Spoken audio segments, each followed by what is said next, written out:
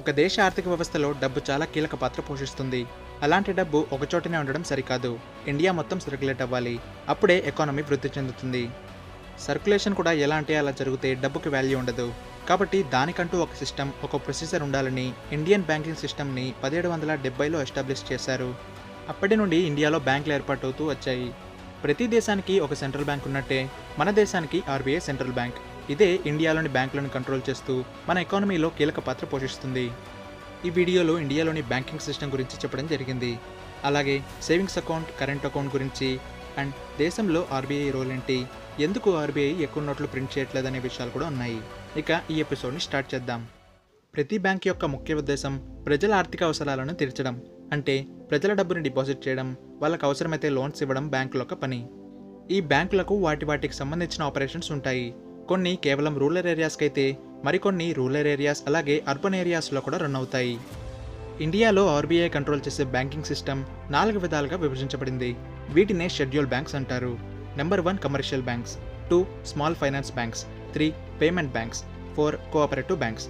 వీటి గురించి డీటెయిల్గా తెలుసుకుందాం. Number 1 commercial banks. ఈ commercial banks banking regulation act 1949 కింద రెగ్యులేట్ అవుతున్నాయి. పేరులో కమర్షియల్ ఉంది కాబట్టి ఈ గ్రూప్కి సంబంధించిన బ్యాంక్స్ లాభాలు ఆర్జించడం వాటి యొక్క బిజినెస్ మోడల్. ఈ కమర్షియల్ బ్యాంక్స్ మళ్ళీ 4 విధాలుగా విభజించబడింది. Public sector banks, private sector banks, foreign banks, regional rural banks. Number 1 public sector banks. ఈ పబ్లిక్ సెక్టర్ బ్యాంక్స్లో ప్రభుత్వాల వాటా అధికంగా ఉంటుంది. అందుకే వీటిని గవర్నమెంట్ బ్యాంక్స్ అని కూడా అంటారు. For example state bank of India, bank of India, Punjab national bank, bank of Baroda ఇవన్నీ ప్రభుత్వ రంగ బ్యాంకులు. మన దేశంలో అధికంగా బ్యాంక్ అకౌంట్లు ఈ పబ్లిక్ సెక్టర్ బ్యాంక్స్లో ఉండడం విశేషం. Second 1 private sector banks. ఇందులో అధిక వాటా ప్రైవేట్ వాళ్ళది ఉంటుంది. ఇండిపెండెంట్గా వాళ్ళ కార్యకలాపాలను నిర్వహించుకోవచ్చు. ఏదైనా సమస్య వస్తే నేరుగా ఆర్బీఐతోనే డీల్ చేసుకుంటారు. ప్రైవేట్ రంగ బ్యాంకులు కాబట్టి టెక్నాలజీని అడాప్ట్ చేసుకోవడంలో ముందుంటారు. ఏటీఎంలు ఎక్స్పాండ్ చేసుకోవడం, మొబైల్ బ్యాంకింగ్ ఇలాంటివి ఎక్కువగా ఉంటాయి. వీళ్ళ మెయిన్ గోల్ మంచి సర్వీసెస్ని అందించి ఎక్కువ డబ్బులు ఆర్జించడం. ఫర్ ఎగ్జాంపుల్ లోన్స్ ఎక్కువ ఇంట్రెస్ట్ రేట్కి ఇవ్వడం, సర్వీస్ ఛార్జెస్ కొంచెం ఎక్కువ వసూలు చేయడం చేస్తూ ఉంటారు. దేశవ్యాప్తంగా ఈ ప్రైవేట్ బ్యాంకుల సంఖ్య గణనీయంగా పెరుగుతుంది. ప్రస్తుతం ఇండియాలో 22 ప్రైవేట్ బ్యాంకులు ఉన్నాయి. Axis bank, HDFC bank, ICICI bank, Karur Vysya bank ఇలా 22 బ్యాంకులు ఉన్నాయి. Third 1 foreign banks. ఇలాంటి ఫారిన్ బ్యాంక్స్ వాటి హెడ్ క్వార్టర్స్ వాళ్ళ దేశంలో ఉన్న కొన్ని బ్రాంచ్లను ఇండియాలో కూడా నడుపుతున్నాయి. ఈ బ్యాంక్స్ ఇండియాలోని రెగ్యులేషన్స్ని అలాగే వాళ్ళ దేశంలోని రెగ్యులేషన్స్ని కూడా ఫాలో అవ్వాల్సి ఉంటుంది. ప్రస్తుతం మన దేశంలో 46 ఫారిన్ బ్యాంక్స్ ఉన్నాయి. వాటిల్లో కొన్ని national Australia bank, bank of Bahrain and Kuwait, industrial bank of Korea ఇలా 46 ఉన్నాయి. Fourth 1 regional rural bank. ఇవి కూడా కమర్షియల్ బ్యాంక్సే, కాకపోతే వీటి మెయిన్ ఆబ్జెక్టివ్ రూరల్ ఏరియాస్లో అలాగే సెమీ అర్బన్ ఏరియాస్లో వీటి కార్యకలాపాలు ఉంటాయి. ముఖ్యంగా వ్యవసాయ రంగం వారికి చిన్న చిన్న బిజినెస్లకు లోన్లు ఇచ్చేందుకు అలాగే డిపాజిట్స్ను దాచుకునేందుకు దేశవ్యాప్తంగా వీటిని ప్రారంభించారు. వీళ్ళు లోన్సే కాకుండా ప్రభుత్వ పనుల్లో కూడా సహాయపడుతూ ఉంటారు. ఉదాహరణకు పెన్షన్స్ని డిస్ట్రిబ్యూట్ చేయడం లాంటివి చేస్తారు.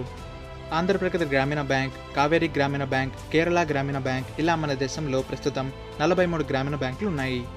నెక్స్ట్ ఇంకొక టైప్ ఆఫ్ బ్యాంకింగ్ని చూద్దాం. Small finance banks. చిన్న చిన్న ఇండస్ట్రీస్కి ఒక మాదిరిగా ఉన్న బిజినెస్లకు ఆర్థికంగా సహాయపడేందుకు ఇలాంటి బ్యాంక్స్ ఇండియాలో ఏర్పాటయ్యాయి. Capital small finance banks limited, AU small finance bank limited ఇలా మన దేశంలో 10 స్మాల్ ఫైనాన్స్ బ్యాంక్స్ ఉన్నాయి. Next payment banks. ఈ పేమెంట్ బ్యాంక్స్ మన బ్యాంకింగ్ సిస్టంలో కొత్తగా యాడ్ అయ్యింది. 2014లో ఆర్బీఐ ఈ బ్యాంక్స్ యొక్క గైడ్లైన్స్ని ఇష్యూ చేసింది. ఆర్బీఐ డేటా ప్రకారం మన దేశంలో దాదాపు 40% మందికి ఏ బ్యాంక్ అకౌంట్ లేదంట. వాళ్ళల్లో వలస కూలీలు, చిన్న రైతులు ఇలా తక్కువ ఇన్కమ్ ఉన్న వాళ్ళకు కూడా బ్యాంక్ అకౌంట్ ఉండాలని ఆర్బీఐ పేమెంట్ బ్యాంక్స్కు గ్రీన్ సిగ్నల్ ఇచ్చింది. కాకపోతే కొన్ని రిస్ట్రిక్షన్స్ కూడా ఉన్నాయి. ప్రజలు డబ్బుని బ్యాంకులో డిపాజిట్ చేసుకోవచ్చు, కానీ ఈ బ్యాంకులు ఎవరికీ లోన్స్ ఇవ్వకూడదు. ప్రస్తుతానికి కేవలం 1 లక్ష రూపాయలు మాత్రమే ఈ బ్యాంకులో డిపాజిట్ చేసుకునేందుకు వీలవుతుంది. అలాగే ఇవి డెబిట్ కార్డ్స్ని మాత్రమే ఇష్యూ చేయగలవు. ఈ బ్యాంక్స్ గురించి ఒక సెంటెన్స్లో చెప్పాలంటే మన డబ్బుని బ్యాంకులో వేసుకుని ఆ అకౌంట్లో ఉన్న డబ్బుని మాత్రమే మనం వాడుకోవాలి. ఎక్స్ట్రాగా లోన్స్ని ప్రొవైడ్ చేయరు. ప్రస్తుతానికి మన దేశంలో 6 పేమెంట్ బ్యాంక్స్ ఉన్నాయి. Airtel payments bank limited, Fino payments bank limited, Paytm payments bank limited ఇలా 6 ఉన్నాయి. వీటి వల్ల మన దేశంలో వీకర్ సెక్షన్స్కి కూడా బ్యాంక్ ఫెసిలిటీస్ లభిస్తాయి. కాబట్టి వాళ్ళు కూడా మన ఎకానమీలో పాల్పంచుకుంటారు. Next cooperative banks. ఈ కోఆపరేటివ్ బ్యాంక్స్ ఇప్పుడు చెప్పుకున్న బ్యాంక్స్కి కొంచెం డిఫరెంట్గా ఉంటాయి. ఈ బ్యాంక్స్ ఎలా ఏర్పడతాయంటే ఒక సెట్ ఆఫ్ పీపుల్ కలిసి వీటిని స్టార్ట్ చేస్తారు. ఇందులో డిపాజిట్ చేసిన వాళ్ళే ఈ బ్యాంక్స్కి మెంబర్స్గా ఉంటారు. విచిత్రం ఏంటంటే ఈ మెంబర్సే బ్యాంక్స్ యొక్క ఓనర్స్ కూడా అవుతారు. పరస్పర సహకారంతో ఈ బ్యాంకులు నడుస్తాయి. ఈ మెంబర్స్ ఓటింగ్ సిస్టమ్ ద్వారా వాళ్ళ బోర్డు మెంబర్స్ని ఎన్నుకుంటారు. అలా ఎన్నుకోబడిన బోర్డు మెంబర్సే పర్టికులర్ బ్యాంక్ని మేనేజ్ చేస్తారు. అంటే మెంబర్స్ యొక్క డిపాజిట్స్ని లోన్స్ రూపంలో ఫార్మర్స్కి, బిజినెస్ పీపుల్కి ఇలా కొన్ని సెక్టార్స్కి ఇస్తారు. ఈ బ్యాంక్స్ ఇంతకు ముందు వరకు డ్యూయల్ కంట్రోల్లో ఉండేవి. ఒకటి ఆర్బీఐ చేతుల్లో, అలాగే రిజిస్టర్ ఆఫ్ కోఆపరేటివ్ సొసైటీస్ చేతుల్లో. రిజిస్టర్ ఆఫ్ కోఆపరేటివ్ సొసైటీస్ అనేది state and central government body. Management, board member issues, auditing ఇవన్నీ ఆర్సీఎస్ చూసుకునేది. కేవలం cash reserve ratio, capital adequacy ratio సక్రమంగా ఉందో లేదో ఆర్బీఐ చూసుకునేది. దీనివల్ల కొన్ని ఫ్రాడ్ ఇన్సిడెంట్స్ జరగడంతో ఇప్పుడు ఆర్బీఐఏ టోటల్ మేనేజ్మెంట్ని హ్యాండ్ ఓవర్ చేసుకుంది. ప్రస్తుతం state and urban cooperative banks కలిపి 80కి పైగా ఉన్నాయి. ఇంతవరకు చెప్పిన బ్యాంక్స్ షెడ్యూల్ బ్యాంక్స్ కేటగిరీలోకి వస్తాయి.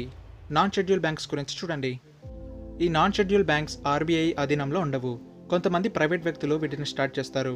కాబట్టి ఈ బ్యాంక్స్ అంత సేఫ్ కాదు. ఈ బ్యాంకులు ఆర్బీఐ నుండి లోన్స్ కానీ డిపాజిట్స్ని కానీ తీసుకోలేవు. వీళ్ళు కూడా క్యాష్ రిజర్వ్ రేషియోని మెయింటైన్ చేయాలి. అయితే షెడ్యూల్ బ్యాంక్స్ సిఆర్ని ఆర్బీఐలో డిపాజిట్ చేయాలి. కానీ ఈ నాన్ షెడ్యూల్ బ్యాంక్స్ వాళ్ళ దగ్గరే ఉంచుకోవచ్చు.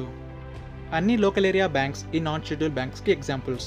Coastal local area bank limited, capital local area bank limited ఇలాంటివి నాన్ షెడ్యూల్ బ్యాంక్స్. నెక్స్ట్, మనం ఎప్పుడైనా ఏటీఎం సెంటర్కి వెళ్ళినప్పుడు ట్రాన్సాక్షన్ టైంలో సేవింగ్స్ అకౌంట్, కరెంట్ అకౌంట్ అనే ఆప్షన్స్ కనిపిస్తాయి. ఇప్పుడు ఆ రెండు బ్యాంక్ అకౌంట్స్ గురించి చూడండి. ఈ రెండు బ్యాంక్ డిపాజిట్స్ కేటగిరీలోకి వస్తాయి. సేవింగ్స్ అకౌంట్లో మనం డబ్బుని డిపాజిట్ చేయడానికి ముఖ్య కారణం వాటి ద్వారా మనకు మన డబ్బుతో పాటు వడ్డీ కూడా లభిస్తుంది. అయితే ఇంట్రెస్ట్ రేట్స్ పబ్లిక్ సెక్టర్ బ్యాంక్స్లో 3.5 to 5% ఉంటుంది. అలాగే ప్రైవేట్ సెక్టర్ బ్యాంక్స్లో 5 to 6% అలా ఉంటాయి. బాగా గమనిస్తే ఇన్ఫ్లేషన్ కంటే కొంచెం ఎక్కువ డబ్బు వస్తుందంతే. అందుకే ఇవి ఇన్వెస్ట్మెంట్కి సెట్ కావు. ఇప్పుడంతా డిజిటలైజేషన్ పెరుగుతోంది కాబట్టి బిల్స్ పే చేయడానికి, ట్రాన్సాక్షన్స్కి ఇలా మ్యాక్సిమం అందరూ ఈ సేవింగ్స్ అకౌంట్స్ నుంచి డబ్బులు కడతారు. ఇందులో మినిమం బ్యాలెన్స్ మెయింటైన్ చేయాల్సి ఉంటుంది. ఎందుకంటే బ్యాంకులు ఆర్థికంగా బలపడతాయి. ఉదాహరణకు ఒక బ్యాంకులో 5,000 రూపీస్ని మినిమం బ్యాలెన్స్ ఉంచాలనుకుందాం. మనతో పాటు 1,00,000 మంది 5,000 రూపాయలను ఉంచితే వాళ్ళ దగ్గర 50 కోట్లు ఉంటుంది. బ్యాంకులు ఆ డబ్బుని ఇతరులకు లోన్స్ రూపంలో ఇస్తాయి. ఇలా వాళ్ళకు డబ్బుతో పాటు ఇంట్రెస్ట్ కూడా లభిస్తుంది. ఇదంతా లార్జ్ స్కేల్లో జరుగుతుంది కాబట్టి ఒక సైకిల్ లాగా వాళ్ళకు వచ్చిన ఆదాయంలో కొంచెం మనకు కూడా ఇస్తారు. కేవలం మినిమం బ్యాలెన్సే కాకుండా మనం డిపాజిట్ చేసిన అమౌంట్ని కూడా సక్రమంగా వినియోగించి మనకు డబ్బుతో పాటు ఇంట్రెస్ట్ కూడా ఇస్తారు. ఈ మినిమం బ్యాలెన్స్ని మెయింటైన్ చేయకపోతే ఫైన్ కూడా పడుతుంది. కొన్ని బ్యాంకులు జీరో మినిమం బ్యాలెన్స్ని కూడా ఆఫర్ చేస్తుంటాయి. ఈ సేవింగ్స్ అకౌంట్లో ట్రాన్సాక్షన్ లిమిట్ ఉంటుంది. కొన్ని బ్యాంకులు ఒక నెలకు 5 ఫ్రీ ట్రాన్సాక్షన్స్ చేసుకోవచ్చని అంటూ ఉంటాయి. కాబట్టి అంతకు మించి చేస్తే ఛార్జెస్ పడతాయి. నెక్స్ట్, కరెంట్ అకౌంట్ గురించి చూడండి. ఇది టోటలీ బిజినెస్ పీపుల్కి సంబంధించింది. ఇందులో ట్రాన్సాక్షన్ లిమిట్స్ ఉండవు. కాబట్టి వాళ్ళు ఎన్నిసార్లైనా డబ్బుని విత్డ్రా చేసుకోవచ్చు. ఇందులో మినిమం బ్యాలెన్స్ చాలా ఎక్కువగా ఉంచాల్సి ఉంటుంది. ఫర్ ఎగ్జాంపుల్ 30,000, 50,000, 1 lakh ఇలా బ్యాంక్ని బట్టి వాటి రేట్స్ ఉంటాయి. అయితే ఈ కరెంట్ అకౌంట్స్లో మనకు ఇంట్రెస్ట్ రాదు. పైగా చాలా ఎక్కువ మెయింటెనెన్స్ ఫీజు కూడా పడుతుంది. ఇందులోని ప్లస్ పాయింట్ ఏంటంటే ఓవర్ డ్రాఫ్ట్ ఫెసిలిటీ. మన అకౌంట్లో అప్పటికప్పుడు డబ్బు తక్కువగా ఉంటే లోన్ రూపంలో కొంత డబ్బుని అధికంగా విత్డ్రా చేసుకునే వెసులుబాటు ఉంటుంది. ఈ రెండు అకౌంట్స్కి వాటికి సంబంధించిన అడ్వాంటేజెస్, డిసడ్వాంటేజెస్ ఉన్నాయి. ప్రజలకు ఏది బెటరో దాన్ని బట్టి ఈ అకౌంట్స్ని ఓపెన్ చేస్తారు. నెక్స్ట్, మన ఇండియాలో ఆర్బీఐ రోల్ ఏంటి, ఆర్బీఐకి ఉన్న పవర్స్ ఏంటి, ఎందుకు ఆర్బీఐ ఎక్కువ నోట్స్ని ప్రింట్ చేయదు అనే విషయాలు చూడండి. కరెన్సీని ప్రింట్ చేసే అధికారం ఆర్బీఐకి ఉంది. అన్ని రకాల కరెన్సీస్ని 2 రూపీస్, 5 రూపీస్, 10, 100, 500, 2,000 రూపీస్ ఇలా అన్నిటినీ ఆర్బీఐ ప్రింట్ చేస్తుంది. Except 1 rupee note and coin తప్ప. ఈ 1 రూపీని సెంట్రల్ గవర్నమెంట్ తయారు చేస్తుంది. దేశంలోని 4 సిటీల్లో నాసిక్, దేవాస్, మైసూర్, సాల్బోనీల్లో నోట్స్ ప్రింట్ అవుతాయి. కాయిన్స్ వచ్చేసి ముంబై, హైదరాబాద్, కలకత్తా, నోయిడాలో తయారు చేస్తారు. అక్కడి నుండి దేశంలోని 18 ఆర్బీఐ ఆఫీసులకు డబ్బు చేరుతుంది. అక్కడి నుండి కమర్షియల్ బ్యాంక్స్కి, నెక్స్ట్ ప్రజల దగ్గరికి చేరుతుంది. నెంబర్ 2, ఇన్ఫ్లేషన్ని, డిఫ్లేషన్ని కంట్రోల్ చేస్తుంది. ఆర్బీఐ 2 నెలలకోసారి మానిటరీ పాలసీ కమిటీ ద్వారా రెపో రేట్స్ని, రివర్స్ రెపో రేట్స్ని నిర్ణయిస్తుంది. రెపో రేట్స్ అంటే బ్యాంకులు ఆర్బీఐ నుండి అప్పు తీసుకునే ఇంట్రెస్ట్ రేట్. ఇంట్రెస్ట్ రేట్ తక్కువ ఉంటే ఎక్కువ బ్యాంక్స్ లోన్స్ తీసుకుంటాయి. అప్పుడు ఎకానమీలో ఎక్కువ డబ్బు సర్క్యులేట్ అవుతుంది. కాబట్టి గూడ్స్ అండ్ సర్వీసెస్ కాస్ట్ విపరీతంగా పెరిగిపోతాయి. దీన్నే ఇన్ఫ్లేషన్ అంటారు. ఇక్కడ ఎగ్జాక్ట్గా ఏం జరుగుతుందంటే ప్రతి ప్రోడక్ట్ ప్రైస్ పెరుగుతుంది. ప్రస్తుతం మన దేశంలో ప్రతి ఇయర్ 4 to 6% ఇన్ఫ్లేషన్ ఉంది. ఉదాహరణకు ఒక 100 రూపాయల వస్తువు 3 years తర్వాత 115 రూపీస్ అవుతుంది. మరీ ఎక్కువ ఇన్ఫ్లేషన్ రేట్ ఉంటే డబ్బుకి వాల్యూ ఉండదు. కాబట్టి రెపో రేట్స్ ద్వారా ఇన్ఫ్లేషన్ని కంట్రోల్ చేస్తుంది. రివర్స్ రెపో రేట్ అంటే బ్యాంకులు ఆర్బీఐకి అప్పిస్తాయి. వాటి రేట్స్ ఎక్కువ ఉంటే బ్యాంకులు ఆర్బీఐకి ఎక్కువ డబ్బు ఇస్తాయి. అప్పుడు ఎకానమీలో డబ్బు కొరత ఏర్పడుతుంది. దీన్ని డిఫ్లేషన్ అంటారు. అన్ఎంప్లాయ్మెంట్ పెరగడం, ఆహార కొరత రావడం, ధరలు తగ్గిపోవడం ఇలా ఎన్నో జరుగుతాయి. కాబట్టి ఆర్బీఐ ఈ రేట్స్ని కూడా బ్యాలెన్స్ చేస్తూ ఉంటుంది. నెంబర్ 3, సెంట్రల్ గవర్నమెంట్కు ఫైనాన్షియల్గా చాలా సూచనలు సలహాలు ఇవ్వడం, అలాగే గవర్నమెంట్ పనుల్లో అంటే నాబార్డ్, ఐడిబిఐ ఇలాంటి వాటికి సహాయం కూడా చేస్తుంది. నెంబర్ 4, సిఆర్ఆర్ అండ్ ఎస్ఎల్ఆర్ని కంట్రోల్ చేయడం. క్యాష్ రిజర్వ్ రేషియో అంటే ఒక బ్యాంక్ ప్రజల నుండి వచ్చిన డిపాజిట్స్లో కొంత అమౌంట్ని క్యాష్ రూపంలో ఆర్బీఐ దగ్గర స్టోర్ చేయాల్సి ఉంటుంది.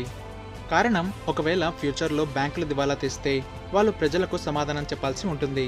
కాబట్టి ముందు జాగ్రత్తగా కొంత అమౌంట్ని ఆర్బీఐ దగ్గర దాస్తుంది. ఈ డబ్బుని ఎట్టి పరిస్థితుల్లో బ్యాంకులు వాడవు. ఎస్ఎల్ఆర్ కూడా ఇటువంటిదే, కాకపోతే క్యాష్ రూపంలోనే కాక గోల్డ్, డిమాండ్ మరికొన్ని రూపాల్లో వాళ్ళ దగ్గరే దాచుకోవాలి. వాటిని కూడా బ్యాంకులు అస్సలు వాడకూడదు. ఇది కూడా బ్యాంకుల సేఫ్ సైడ్కే దాచుకుంటారు. ఈ సిఆర్ఆర్ అండ్ ఎస్ఎల్ఆర్ రేట్స్ ఎంత ఉండాలనేది ఆర్బీఐ డిసైడ్ చేస్తుంది. నెక్స్ట్, ఆర్బీఐ ఎక్కువ నోట్స్ని ఎందుకు ప్రింట్ చేయదంటే అలా చేస్తే దేశంలో హై ఇన్ఫ్లేషన్ ఉంటుంది. అందరూ ధనవంతులవుతారు, కానీ డబ్బుకున్న వాల్యూ తీవ్రంగా పడిపోతుంది. ఈ రోజున్న వస్తువు 100 రూపాయలు ఉంటే రేపు 1000 రూపాయలు అయిపోతుంది. ప్రోడక్ట్కి వాల్యూ ఉంటుంది కానీ డబ్బుకుండదు. కాబట్టి ఎకానమీ గాడి తప్పుతుంది. అందుకే ప్రొడక్షన్ని పెంచాలి, కానీ ఎక్కువ డబ్బుని ప్రింట్ చేయడం వల్ల లాభం లేదు. దేశంలో ప్రొడక్షన్ పెరిగితే డబ్బు ఆటోమేటిక్గా ఎకానమీలో చేరుతుంది. ఈ రీజన్ వల్లనే ఆర్బీఐ ఎక్కువ నోట్స్ ప్రింట్ చేయదు. ఇది వాటి వీడియో ఫ్రెండ్స్. మీకు ఈ వీడియో నచ్చితే లైక్ చేసి మీ ఫ్రెండ్స్కి షేర్ చేయండి. అలాగే మా ఛానల్ని సబ్స్క్రైబ్ చేసుకోండి. ఇలాంటి మరెన్నో ఇంట్రెస్టింగ్ టాపిక్స్తో మళ్ళీ కలుద్దాం. అంతవరకు స్టే ట్యూన్.